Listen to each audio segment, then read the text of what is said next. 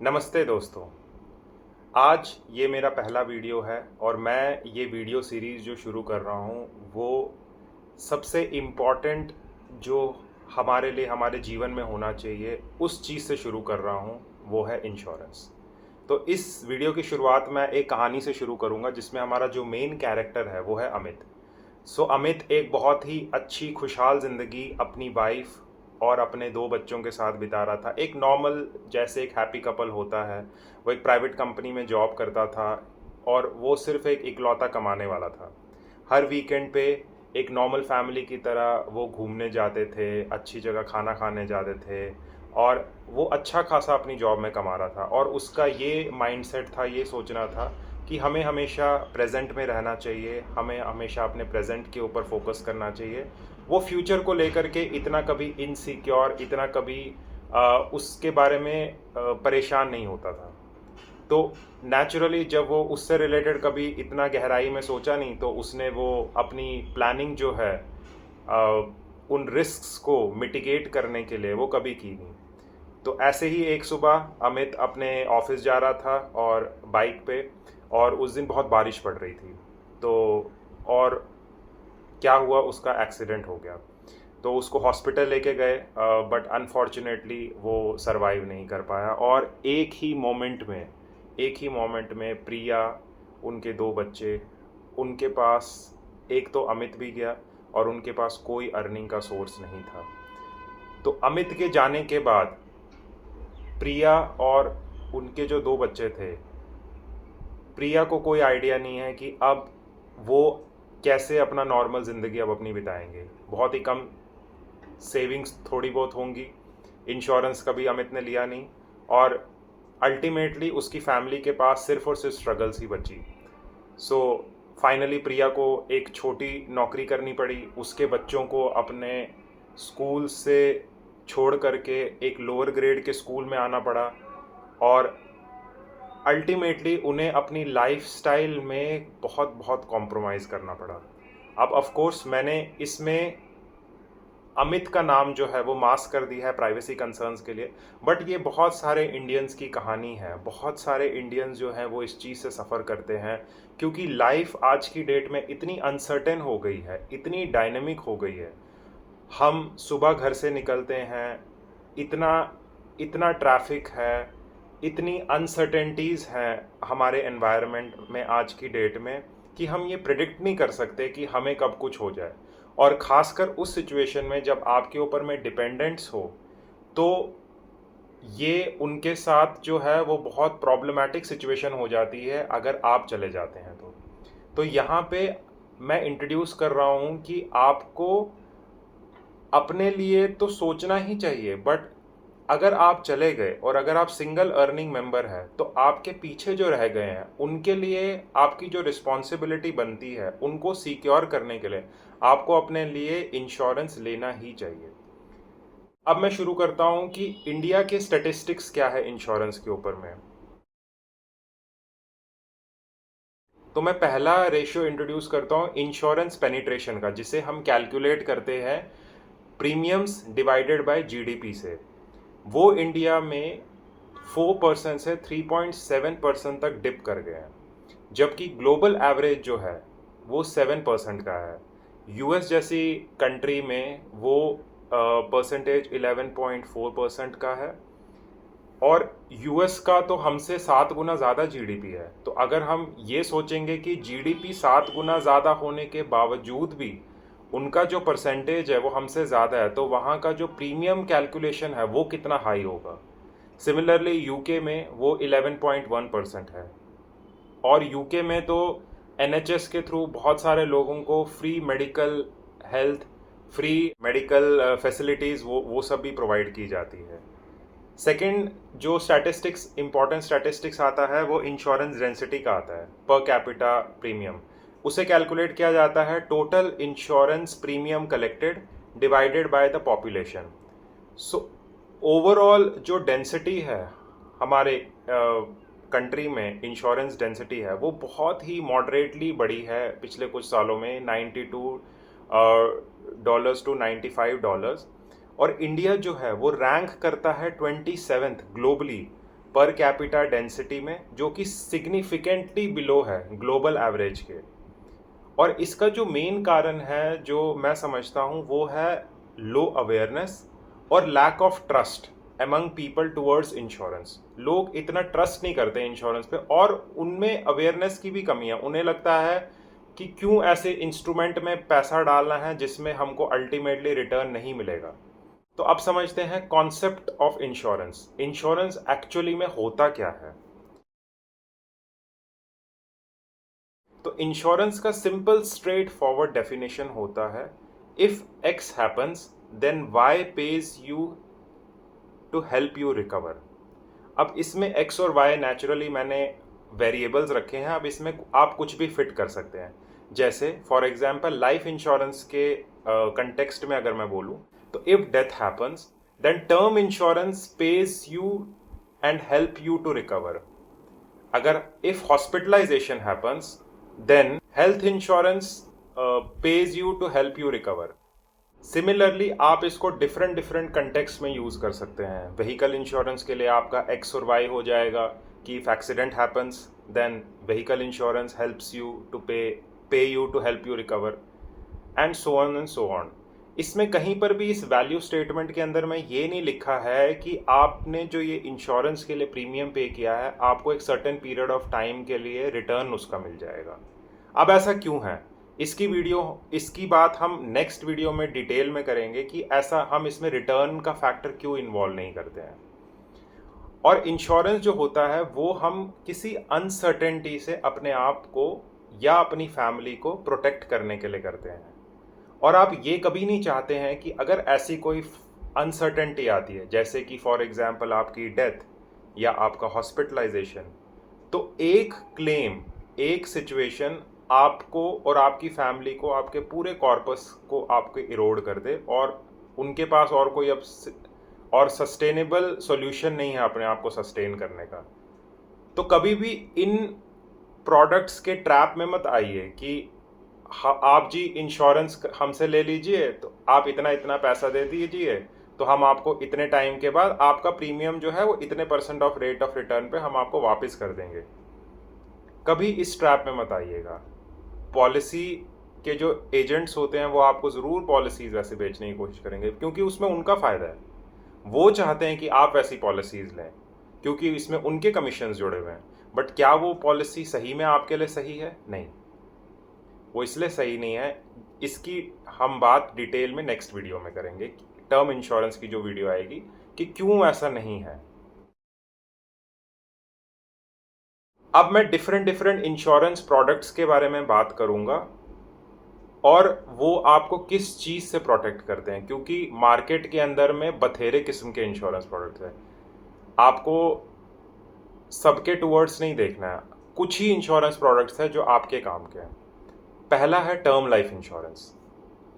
Term life insurance आपकी family को protect करता है या आपके डिपेंडेंट्स को प्रोटेक्ट करता है। अगर जो आप हैं या कोई भी अर्निंग मेंबर है उसकी डेथ हो जाती है तो वो एक लमसम अमाउंट आपके डिपेंडेंट्स और आपकी फैमिली को प्रोवाइड करते हैं। Second is health insurance. Health insurance आपको प्रोटेक्ट करता है। टर्म इंश्योरेंस के केस में टर्म इंश्योरेंस आपको प्रोटेक्ट नहीं कर रहा था, आपकी फैमिली और आपके डिपेंडेंट्स को प्रोटेक्ट कर रहा था। हेल्थ इंश्योरेंस आपको प्रोटेक्ट करता है फ्रॉम एनी हॉस्पिटलाइजेशन एक्सपेंसेस, जो कि कई लाखों में जा सकते हैं, और आप नहीं चाहते कि आपका पूरा पैसा जो है वो एक हॉस्पिटल बिल में चला जाए। ऐसे बहुत सारे सर्वेज हुए हैं जहाँ पे ये बताया गया है कि एक एवरेज इंडियन जो है वो बस एक बिल दूर है बिलो पॉवर्टी लाइन में आने के। अमीर से गरीब होने के लिए बस एक प्रॉपर हॉस्पिटल बिल आपको ज़रूरी है बस। तो वहाँ पे हेल्थ इंश्योरेंस आपको बचाता है। Third, vehicle insurance. अगर आप कोई 4 व्हीलर या 2 व्हीलर ड्राइव करते हैं और आप नहीं चाहते कि आप सड़क पे निकले और आपकी गाड़ी का भगवान ना करे एक्सीडेंट हो जाए, तो आप एक लमसम अमाउंट जो है, बहुत बड़ा अमाउंट जो है वो उसको उसके रिपेयर में लगाए या उसके क्लेम में लगाए। या फॉर एग्जांपल आपकी गाड़ी चोरी हो जाती है, आपकी गाड़ी में कोई, आप नहीं चला रहे हैं, आपकी गाड़ी में बैठे बैठे आग लग गई, एक गाड़ी जो है वो 10-12 लाख की कम से कम आज की डेट में लोग लेते हैं। अगर सस्ती से सस्ती भी लेकर के आए, कम से कम 7-8 लाख की तो होती है।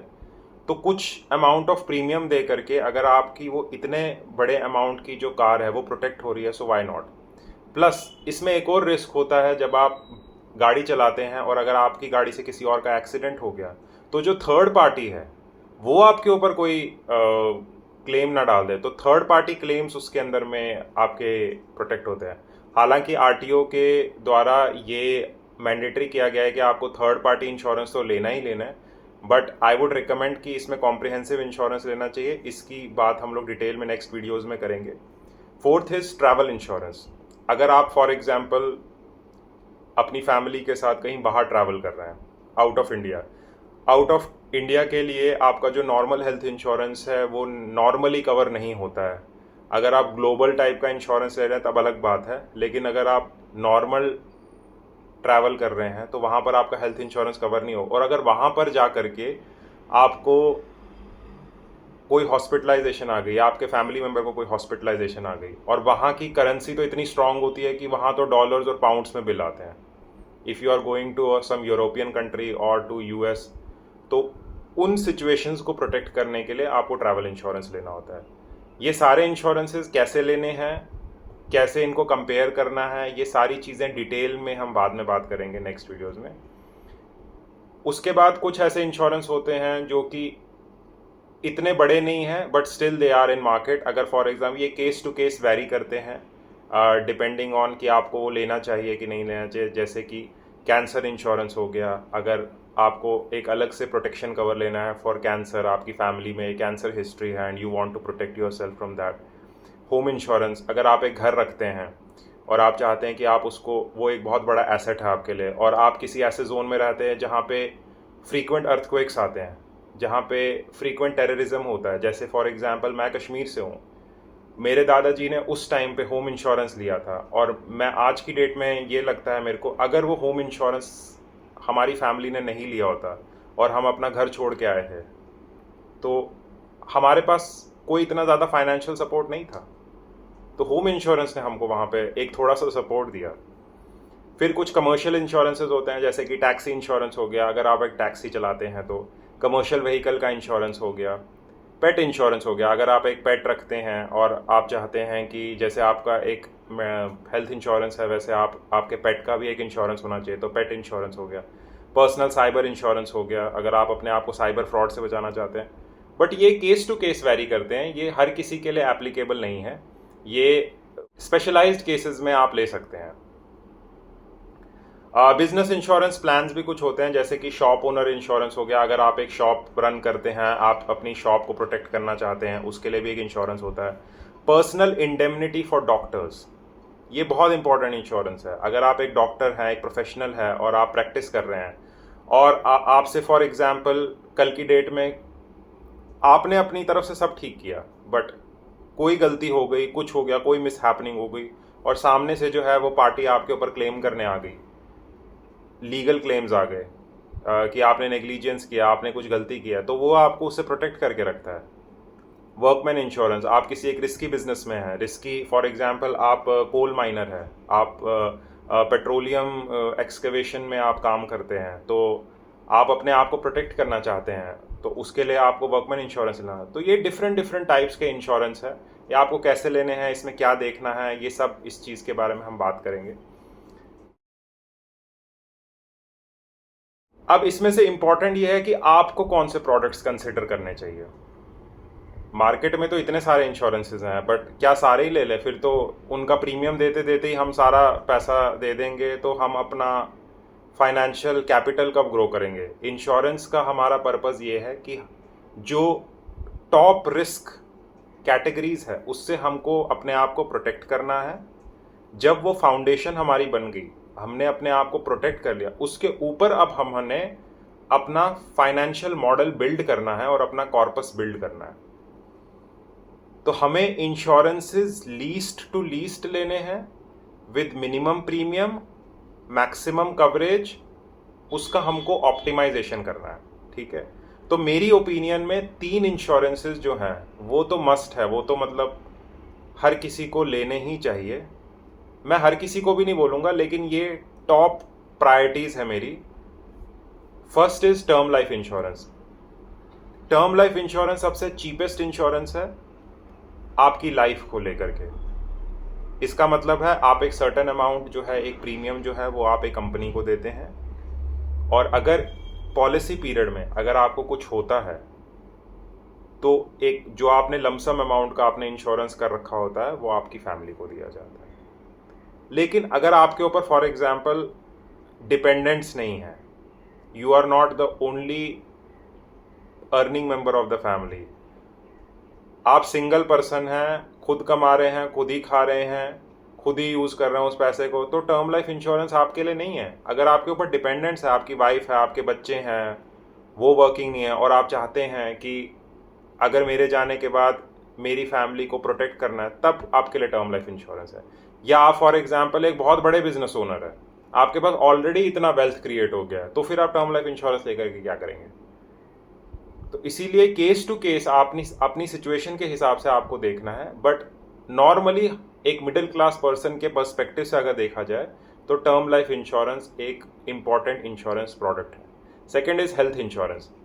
वो आपको प्रोटेक्ट करता है हॉस्पिटलाइजेशन के एक्सपेंसेस से। जब एक मेजर हॉस्पिटलाइजेशन आती है, वो डे केयर हॉस्पिटलाइजेशन भी हो सकती है, वो एडमिशन वाली हॉस्पिटलाइजेशन भी हो सकती है। आप नहीं चाहते कि आपने जो इन्वेस्टमेंट्स कर रखी है, जो म्यूचुअल फंड्स, जो एफडीज के अंदर में आपने पैसा रखा है, वो आप हॉस्पिटल के बिल देने में आपका वो चला जाए। ठीक है, तो ये आपको प्रोटेक्ट करता है। और अगर आपने फैमिली फ्लोटर प्लान ले रखा होता है तो आपकी फैमिली को भी उसमें प्रोटेक्ट करता है। अब इसमें क्या निटीज़ एंड क्रिटीज़ है वो हम जो हेल्थ इंश्योरेंस का एक सेपरेट डेडिकेटेड वीडियो होगा उसमें कवर करेंगे। Third is the vehicle insurance. ये आपकी गाड़ी को प्रोटेक्ट करता है from any accident and third party damages. पर इसके लिए भी कंडीशन यही है कि अगर आप 2 व्हीलर या कोई 4 व्हीलर ड्राइव करते हैं तभी आपके लिए एप्लीकेबल है। अगर आप ओला उबर करते हैं यूज़, या फिर आप मतलब आपकी या तो बहुत ही पुरानी मॉडल की गाड़ी है जिसको आप बहुत ही कम यूज़ करते हैं, तो फिर उसके लिए कॉम्प्रिहेंसिव प्लान्स लेने की कोई ज़रूरत नहीं है। एक थर्ड पार्टी इंश्योरेंस लेकर के भी काम हो सकता है। इसके अलावा बाकी सारे इंश्योरेंस बकवास है। कुछ insurances case to case basis पे आप ले सकते हैं, बट इन 3 इंश्योरेंसेस के अलावा बाकी कोई भी इंश्योरेंस है वो आपके इतने काम का नहीं है। ओके, अब इसमें सबसे इंपॉर्टेंट आता है कि कौन से इंश्योरेंसेस आपको अवॉइड करने हैं। कोई भी इंश्योरेंस प्रोडक्ट्स जो आपको रिटर्न ऑफ प्रीमियम की गारंटी दे, वो मेरी राय में रिकमेंडेड नहीं है। उसके अंदर में यूलिप्स भी आ सकते हैं, यूनिट लिंक्ड इंश्योरेंस प्रोडक्ट्स, उसके कई कई नाम भी हो सकते हैं। आपको बैंक वाले जब आप जाते होंगे तो आपको बोलते होंगे सर आप इतना पैसा दे दीजिए, ये आपका इतना मार्केट में लग जाएगा, ये आपका इसमें आपको इतना इंश्योरेंस भी मिल जाएगा। उन सब ट्रैप्स में आने की कोई ज़रूरत नहीं है। कभी भी इन्वेस्टमेंट्स और इंश्योरेंसेस को मिक्स मत करना, ये बहुत बड़ा ट्रैप है। क्योंकि जो आपकी अपॉर्चुनिटी कॉस्ट है जो आप लूज़ कर रहे हैं अपनी इन्वेस्टमेंट्स को इंश्योरेंस में डालने की वजह से, वो बहुत बड़ी है।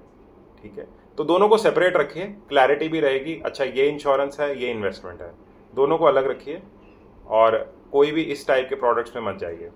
ग्रुप हेल्थ इंश्योरेंस आपको अवॉइड करना चाहिए। उसके कुछ रीजंस है, जैसे कि अगर फॉर एग्जांपल आप कुछ टाइम के बाद चाहते हैं कि मुझे पोर्ट करना है अपना इंश्योरेंस, तो उसमें पोर्टेबिलिटी के ऑप्शंस बहुत लिमिटेड रहते हैं, कस्टमाइजेशन ज़्यादा हो नहीं पाती है, नो क्लेम बेनिफिट्स जो होते हैं वो ग्रुप हेल्थ इंश्योरेंस में इतने मिलते नहीं हैं, और जो उसका प्रीमियम है वो उसके जो मेंबर्स होते हैं वो डिसाइड करते हैं, उनकी रिस्क प्रोफाइल के हिसाब से डिसाइड होता है, और rather than your individual health and your individual health and health rating.